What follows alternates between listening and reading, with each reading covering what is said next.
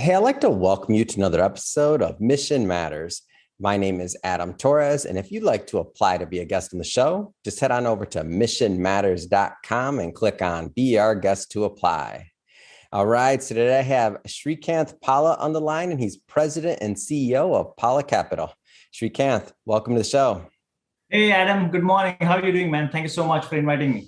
Srikanth, so I've been looking forward to getting you on this show for a long time now. I know we've worked together on some other projects, and I've gotten to know quite a bit about Palla Capital and some of the offerings that you're involved with, and also maybe we're gonna talk a little bit about a recent acquisition. And we got a whole lot of things going on. You have a new team member added to your advisory board, so you guys are moving over there at Palla Capital. But we'll get this episode started the way that we start them all, Srikanth, with our Mission Matters Minute.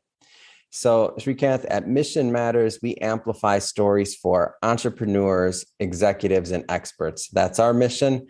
Srikanth, what mission matters to you? So at Palla Capital, I think our mission is to twofold, I would say, right? One is entrepreneurship, and the other side of it is leadership. So they both go hand in hand, the way I see it, the way the team at Palla Capital sees it, because what we are looking at is good businesses models, good technology, because everything going forward, as you have seen already, everything is technology these days. And 10, 20 years from now, it's going to be more technology, if not less. There's going to be more AI, more machine learning, more data science. So we're looking at companies and businesses that are actually focused on technology, right? That's the underpinning for every business. And obviously, you have a great business model, you have great technology, you need people to lead it, right? So we believe in leaders and we look for leaders, right? So that's why I say entrepreneurship and leadership. These are the two main factors we look into when we look at an acquisition or when we look at building something. So as they always say, Adam, right, always bet on the jockey than the horse, right? So that jockey is definitely going to be the leader that we are looking at. And then that's what we are, excited about. And we have few companies right now that we are already talking to, and one acquisition already completed, great guys to work with, and just want to, keep it going. Yeah, no, and I'll go further into that as well. And I'm excited to learn more. And I know that you're also working with a dating app as well, and kind of far along in the process there. So we'll get into that. But I want to take a step back for a moment or two, because we'll definitely talk about what makes Palla Capital unique. But like, where did all this start for you? This want to be in business, this entrepreneurship, this investing in companies. Like, where did all this start for you? Yeah, so it's funny you asked the question. So I always been like, coming from India, right? So I came to US in 2000 to do my master's in computer science, went to Villanova University in Pennsylvania. So graduated from Villanova. So always, the thought process is, where I come from essentially is like, hey, study well, go to good school, you'll get a good job and, you'll be fine. And which was good. I mean, I got a chance. I got the opportunity to go to a good school and graduate there and work for very big companies before I started Palla Capital. But what I felt is, somewhere underneath, I myself, I'm more excited about entrepreneurship and business than actually, delivering that value as an employee to a company, right? So I realized that in the last couple of years, right, after working for like 20 plus years in corporate, and I said, I have two options in front of me. I can continue doing what I'm doing, which was going really well, or I can, change my route, take an exit, and explore something that I really believe in, and I think there I can add a lot of value by bringing people together. So that's how I started helping one of my friend actually do some M&A in the tech space. And then after that, I saw a niche and we created an investment thesis out of that. And that's the end result of Palla Capital.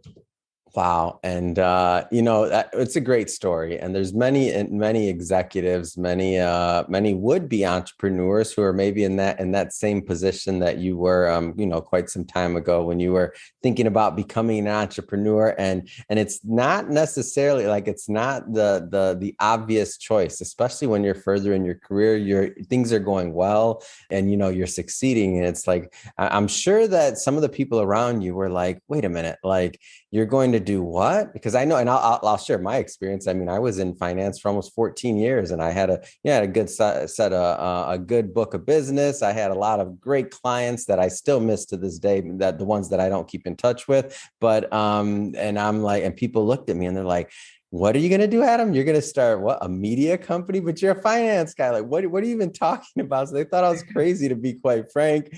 Like how was that transition for you? Like, how does that happen? And I ask because there's a lot of people out there that are maybe either going through the same thing or going to be going through the same thing. And I want them to know they're not alone. No, I think at the end of the day, you got to believe in yourself, and you got to believe in what you want to build and what you're excited about, what you're passionate about. I mean, yes, people will keep saying what they have to say, but at the end of the day, it's your life, and it's your responsibility to own it. And I just took the faith of leap of faith, sorry, and then just went for it, and I had experience, I had the knowledge, and I could form a very good team to support me, and which we'll talk about, very soon.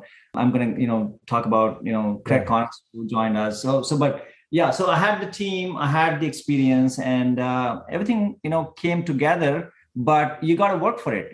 Nothing is readily available there, packaged for you. You got to just go out and do the work.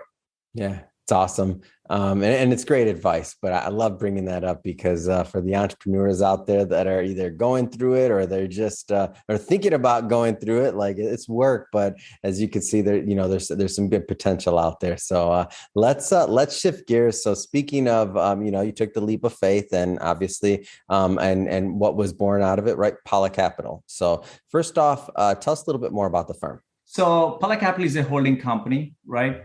We are structured not as a fund. That's a very important thing for people to know about, because a lot of people think that we are a fund. We are not a fund. We are structured as a holding company. The reason why we did that is because we wanted to focus on three investment themes, as we say, technology, fintech, and e-commerce. The reason why we picked these different themes is because our team has a lot of experience working in these sectors, right? So myself, I come from a technology investment banking background. So I work for Merrill Lynch, UBS, I work for Ray Dalio's hedge fund, and then I work for KPMG management consulting. And as a result of that, I've been through a few acquisitions at those firms and consolidating them and all that, and building technology for them, right? So my core background is that. Craig Connors, who joined us recently as a CFO, he is a private equity hedge fund CFO, right? That's his experience. He has managed, portfolios for very large, family offices and hedge funds and private equity firms. So he comes from that experience, which is also touching the acquisition space, mergers and acquisition space. And Sai, who is also a minority stakeholder in Palla Capital, believed in us from day one. He's heading up technology, e-commerce at Callaway Golf. So, he's global head of technology over there. He has done a lot of supply chain, e-commerce businesses, managed them and still manages them. And he has a lot of experience in that space. Wallace Glossy, also a founding member of Palla Capital, has been with us from day one. He is our legal guy. He's our SEC guy. He has done a lot of companies. He has helped a lot of companies, with all the SEC legal work and all that. And also he has taken 4 companies public, helped them go public. And he's very much familiar with all the things that go with that. So he is part of our legal advisor as part of our advisory board member, right? And very recently, we added Martin Magida as our, investment banking and M&A advisor. And we are very excited because Martin comes with a huge experience and done a lot of deals in the space. He worked for major corporations in the finance, and He has taken 14 companies public in the fintech space. And also he has raised a lot of money, 3.6 billion or something in his whole career. So between him, us, and also Wallace Glossy, we have raised close to a 6 billion, combined as a team, right? That's a huge number, right? And we have experience taking almost 28 companies public. So that really suits well with our mission or with our goals of going public at some point in time. And we have all the experience, knowledge within the team. And, all we have to do is, raise capital, go out and find these, good businesses, good business models, and find the right jockeys, as we said before, and just scale the businesses and create the value out of it. Yeah. So you talked a little bit about about the types of companies you're looking at and looking towards, right? And you mentioned that, leadership or the right type of jockey, all right? Tell us a little bit more about what you look for in a leader of a founder or co-founder when you're thinking about making an investment. One of the things that, we personally believe at Palla Capital is always be flexible, right? Because business needs flexibility, right? You might start a company or a product thinking you would go solve a specific problem.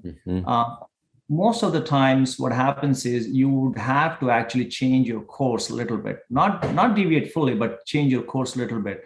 And some people have, trouble doing that. And those kind of businesses are actually fail at the end because you are not providing what a user or a customer wants exactly, right? Or you might be providing that, but you're not providing that in the way, shape, or form that the customer actually wants it. So understanding what customers' needs are and then trying to figure out what is the best course of action for your business, that is very important. So basically listening skills and trying to understand what's around, having the right people around you, and just excited to build something. It comes natural when you talk to somebody. So, we just, spend some time with them in the course of acquisition. And sometimes we walk away because the business is probably doing good, but, it's not the right jockey, right? So we don't want to, I wouldn't say waste of time, but I would say, invest your time and energy into something that can actually create some value at the end of the day, right? There could be difference of opinion, but as long as we both are able to listen to each other and work with each other, I think that's more important. So we look for those kind of people. Yeah, it's great. And as you're giving this answer, I'm sitting here thinking about this, Srikanth. So I'm thinking about like just the journey and the history of Mission Matters. And it's funny to think because I'm like, once you think you know something, once you think you know what your customer wants, once you get kind of complacent, like things happen, like the pandemic, right? Like all these other things. So looking back at our journey, I'm like, we started in books. We didn't even have a podcast. We didn't have any media outlet or anything. We were just publishers, right?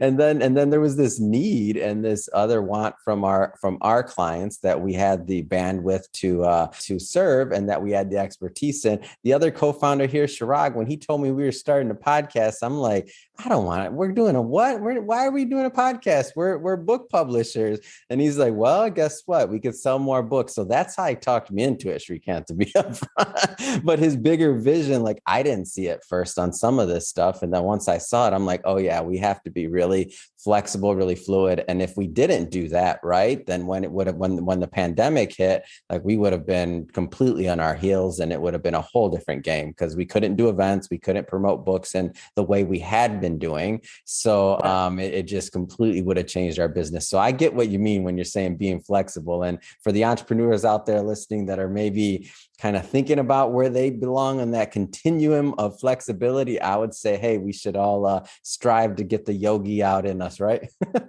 Yeah. No, that's totally agree with you. Yep. So, okay. So we talked about what we look for in the leader. Let's go and their leadership ability and some of those characteristics. Let's go a little bit further into the company side. So you talked high level, maybe just go a little bit further into the types of companies that you prospect. Yeah. So as I said, 3 different investment teams: technology, fintech, and e-commerce, right? Ideally, we look for profitability, obviously, when you're investing into a company. So there could be two types of assets we are looking at, right? One, a pure IP, right? Somebody might have a strong IP. They are not, revenue positive yet, or there's no revenue there, but there is a huge possibility of revenue, right? Leveraging those IP or assets. So that's one side of the things that we look at. The other side is, pure, cash flow, EBITDA, like how a private equity firm would look at acquiring a deal. So that's why, when I saw this, when I was researching the market, I saw there are some companies doing specific, VC type of investments, and there are companies that are doing, private equity all day long, right? Our strategy is like a hybrid strategy, right? So given our experience in technology, I think there's value in having that hybrid strategy, because you can bet on companies that could be really, really huge in 5 to 10 years from now. But at the same time, you can also deploy your capital against, revenue generating assets, right? So we have the strategy of a hybrid VCP strategy, right? What we call it. So we are open to deals on the IP side or startups, or we are also open to deals on, just, cash flow pure, scaling and trying to bring them together. That's why we came up with this new, we coined this term within our investment thesis. We call it arbitrage alpha. There's a lot of arbitrage on the private market side when you actually pool few assets into one single portfolio, right? Yeah. Think of it in layman terms, think of it this way. Let's say everybody's looking for an apple, and you have one apple. Yeah, people would like to pay for that. But how about you get like 5 or 6 apples into a basket, right? Now people would like to pay 3x, 4x of what they would pay for one single apple, right? Yep. Because you have pooled these assets and they're all optimized, streamlined.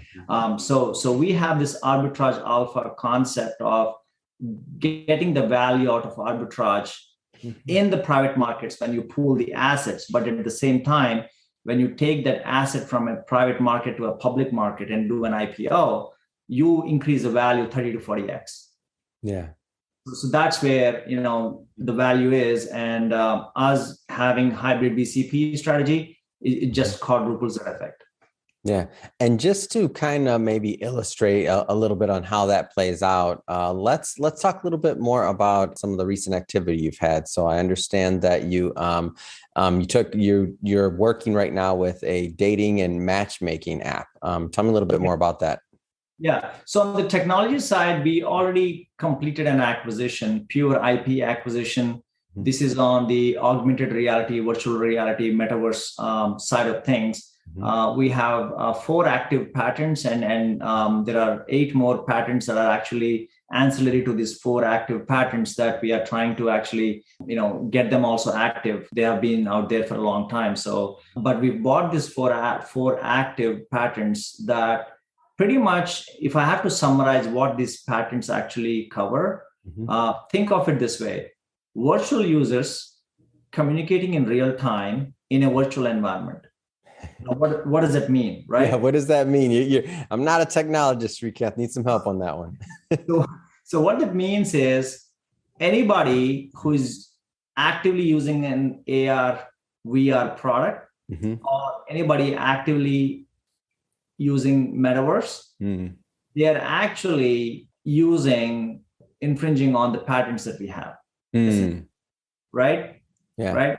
So it's a huge asset for us having these patents, in our portfolio. We are looking to build a product based off of these patents, and we are also looking to get some licensing revenue from these patents. There's a company out there called IPWE, which is basically a licensing management, for the patents, and a lot of big companies use them. And we're trying to create a pool for us. Like what they do is they create the pools for your patents specifically, and then you get some licensing revenue from that. Or you could be part of an existing pool in the AR, VR, metaverse world. So we could be both. The goal is to kind of get that going and get some licensing revenue off of that, but at the same time build a product using the patents and do some partnerships. Whoever wants to build something that actually these patents can actually be useful, we would also open to do that, right? So that's our first acquisition, all done. The second one, that we are looking at right now in the tech vertical is basically a matchmaking app. I wouldn't call it dating, but you could use that for dating. But there's a subtle difference between matchmaking and dating, right? Mm-hmm. If people want to go date, there are apps out there, and every day a new app comes out there, and you can use that. But what we want to do is we want to help customers or users of our app actually find a real match that they would love to connect and spend time with, and if they like each other, then probably end up taking the relationship to the next level, right? Yeah. So there's a strong IP. It's a psychology-based IP that we are acquiring, essentially, right? And the founder does not come from a technology background, so he needs help building the app and taking it go live. But he has worked last couple of years in studying all the apps out there and coming up with this psychology-based IP that we are essentially acquiring and helping him build the app. And we would go build the product and go live on iOS and Android platforms. Mm-hmm. So that's what we're going to do in the next couple of months. Then what we will do is we'll take that IP and we'll power that with AI and machine learning so that we kind of train the system on its own as we collect the data. We think it's going to be really, really useful for people who are actually not only just want to date, but find the right date or find the right match, right? So, getting that real-time good experience to the customer at the end of the day is really important. Mm-hmm. And that's why we are actually betting on the jockey again, right? Betting on the jockey because he has really passionately, built this, IP. And he's really excited to kind of, take this product to the next level. So we want to work with those kind of people. So that's on the second acquisition, probably would close by end of this month. That's the target, end of July. But yeah, we're very excited about that. So that's on the technology side. Yeah. How do you, so a couple of acquisitions here, like how do you view the relationship between, let's say, Palla Capital and the founders and the companies that you invest in? Like how important is that relationship? I mean, it's very important. I mean, I speak to whoever we deal with. I try to speak to them very often. And even before acquisition, we spend a lot of time with them because it's interesting, right? Because it's a marriage of sorts. Like it's interesting when you invest like this. I mean, it's more than a marriage, I would say, because there is no divorce option in this case. Right? Yes. Maybe there is, but we don't want to be looking at a partnership like that. So it's very important who you bring on board and who you want you to work with. And the same thing for them also. It's not only for us, right? It's a two-way street, the way I see it, right? We spend a lot of time with these founders and we try to understand where they're coming from, how they are thinking about it. And, when you talk to people, a lot of stuff comes out actually, right? You just have to spend time and try to understand them.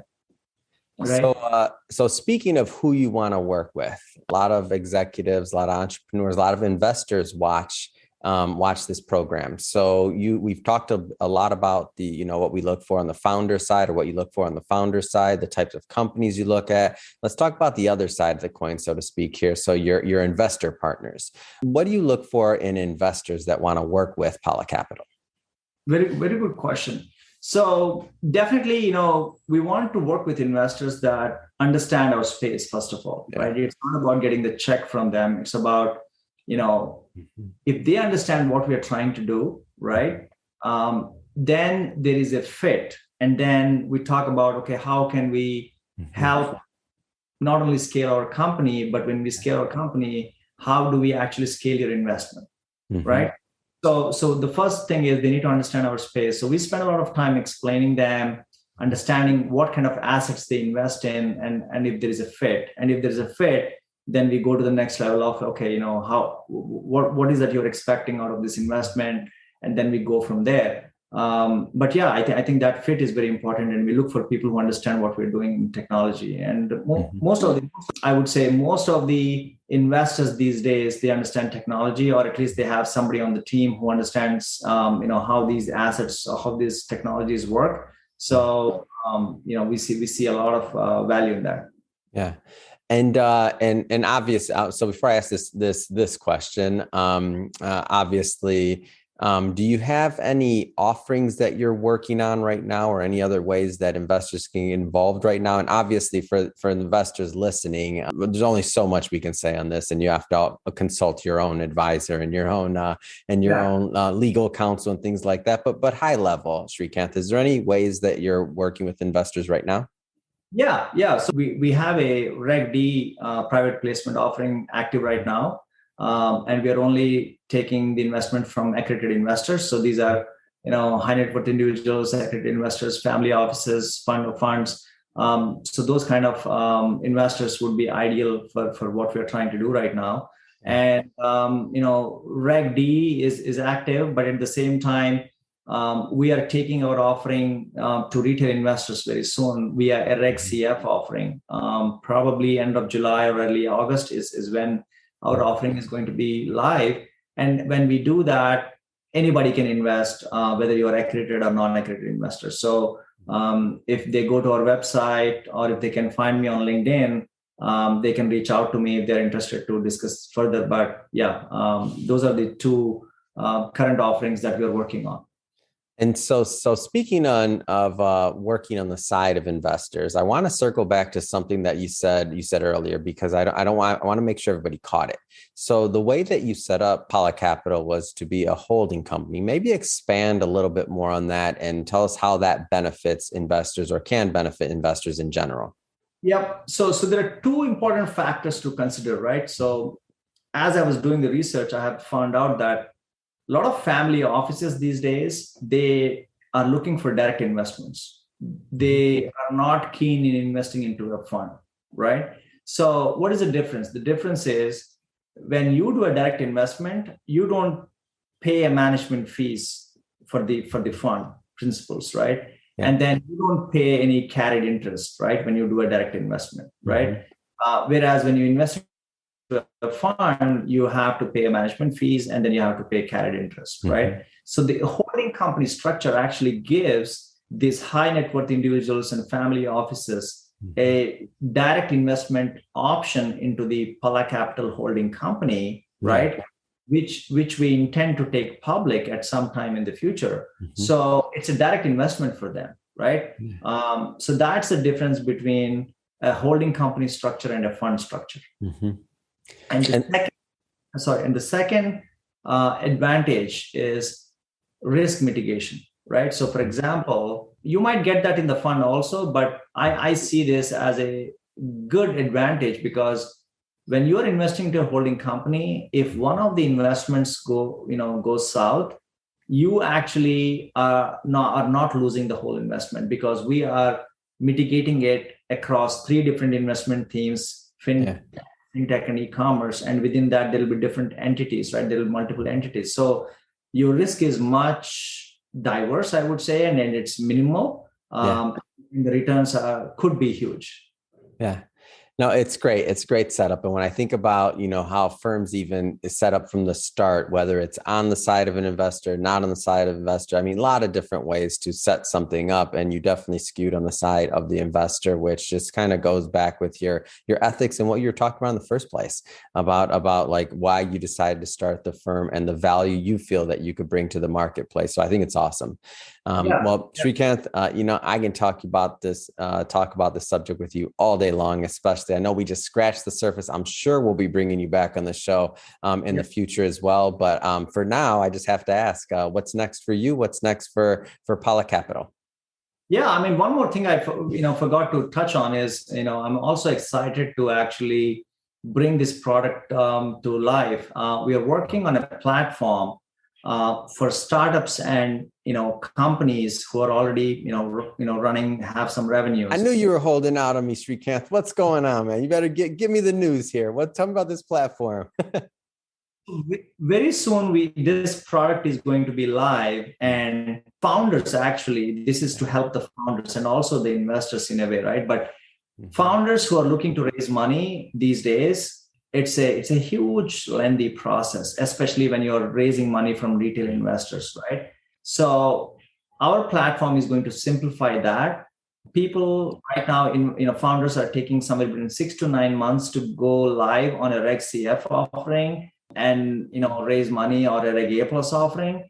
What we want to do is we want to minimize that 6 to 9 months runway to 6 to 9 weeks, right? So there are a lot of products out there that are supporting you as a platform, but they're not giving you the advice and the direction that is needed. The founder is supposed to go out and do his own research and figure it out, which we have done at Palla Capital already. So we are sharing that knowledge and experience with future founders, helping them succeed by raising capital, because obviously capital is like, you need capital to raise, continue running the company. Yeah. So we believe it's at the core of Palla Capital that if we can help, even 1% of the founders out there that want to raise money and scale their companies, it's a huge, huge win for our mission, which is at the end of the day, finding the right businesses and finding the right jockeys and the right founders. Yeah, that's great. And what I see too, when you say something like this is, you've been blessed to figure out some processes and some things that have worked for you. And now you're saying you solved a problem and you're like, there's a lot of other people out there with this problem. Right. And you're thinking to yourself, like, what do I do? What do I do with this? Because we figured it out. So it's like, oh, well, let's help some other people. I mean, that's to me, some of the best entrepreneurial stories, some of the best businesses I've seen build, like just in retrospect, looking at it, it's like, and I mean, after interviewing thousands of founders and individuals, that's many times how the best companies were started. Well, we had this problem, we fixed something, and then we thought, well, we can probably fix this for some other people. And then you look back 20 years and you're like, wow, okay, how did this start? That's how it started. So great success story. And I'm looking forward to learning more about the platform as it goes live, and to also bringing that to our audience. And speaking of the audience, if this is your first time with Mission Matters or engaging with our platform, we're all about bringing on entrepreneurs, executives, and experts and having them share, what their mission is, what they're up to in the marketplace, how they're adding value. If that type of information sounds inspiring or like something that will help you on your journey, we welcome you. Hit that subscribe button, because we have many more mission-based individuals coming up on the line, and we don't want you to miss a thing. And Srikanth, I'm sure this will not be our last interview or our last conversation. But for now, thanks again for coming on the show. Really appreciate it. Thank you so much, Adam, for your time. Really had a good time talking to you. And obviously, this won't be the first time and the last time. There's more to come. A lot of good things happening on either sides.